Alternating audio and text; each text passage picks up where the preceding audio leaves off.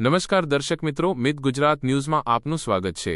સંસ્કાર અને શિક્ષણનો જ્યાં સંગમ થાય છે તેવી એક સુંદર ઘટના આજે સામે આવી છે। વડોદરાની નગર પ્રાથમિક શિક્ષણ સમિતિ સંચાલિત ઋષિ વિશ્વામિત્ર પ્રાથમિક શાળા ખાતે આજે એક અનોખા અને ભાવસભર માતૃપિતૃ વંદન કાર્યક્રમનું આયોજન કરવામાં આવ્યું હતું। જાણીએ આ વિશે વિગતવાર અહેવાલ।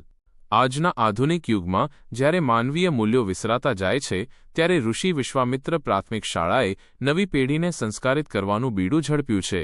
આજે શાળાના પ્રાંગણમાં બાળકોએ પોતાના માતા પિતાનું પૂજન કરી તેમના આશીર્વાદ લીધા હતા। બાળકોમાં નાનપણથી જ માતા પિતા પ્રત્યે આદરભાવ જાગે। માતા પિતાનો સંબંધ બાળકના માનસિક, શારીરિક અને ભાવનાત્મક વિકાસમાં પાયાનો ભાગ ભજવે છે। આ કાર્યક્રમ દ્વારા પ્રકૃતિ સંવર્ધન, નારી સન્માન અને રાષ્ટ્રભક્તિના પાઠ પણ શીખવવામાં આવ્યા હતા। માતા પિતા બાળકના જીવનમાં ક્યારેય ન બદલી શકાય તેવી ભૂમિકા ભજવે છે। જીવનના દરેક ડગલે અને પગલે જ્યારે મુશ્કેલી આવે છે ત્યારે માતા પિતા જ આપણી પડખે ઊભા રહે છે। બાળકની એકંદર સુખાકારી માટે પરિવારનો પ્રેમ અનિવાર્ય છે। આ જ સંદેશ સાથે શાળાના શિક્ષકો અને ટ્રસ્ટીઓ દ્વારા આ સુંદર આયોજન કરવામાં આવ્યું હતું, જે જોઈને હાજર રહેલા તમામ વાલીઓની આંખોમાં હર્ષના આંસુ આવી ગયા હતા। આવા કાર્યક્રમો આજના સમયની માંગ છે, જેથી આવનારી પેઢી સંસ્કારી અને જવાબદાર નાગરિક બની શકે। તમારું શું માનવું છે? શું આવી ઉજવણી દરેક શાળામાં થવી જોઈએ? અમને કોમેન્ટ બોક્સમાં જરૂર જણાવશો। જો તમને આ વિડિયો ગમ્યો હોય તો તેને લાઇક કરો અને વધુમાં વધુ લોકો સુધી શેર કરો।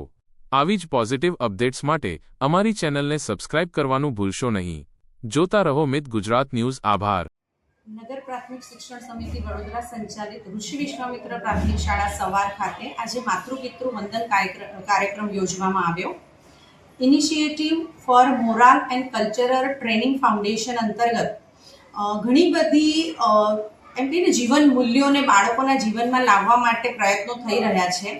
તો જેથી કરીને માતૃપિતૃ દિવસ કે માતૃપિતૃ વંદન કાર્યક્રમ યોજવાનું નક્કી કરવામાં આવેલું છે।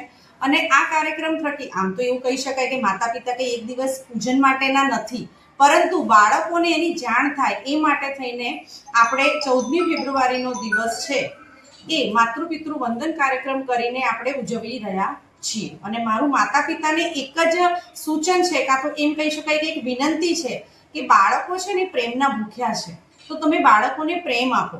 જેટલો તમે બાળકોને પ્રેમ આપશો, એમનામાં વિશ્વાસ રાખશો, તો બાળકો તમારી સાથે એટલા જ ઇન્વોલ્વ થશે, તમારી સાથે દરેક વસ્તુ એ લોકો શેર કરતા થશે।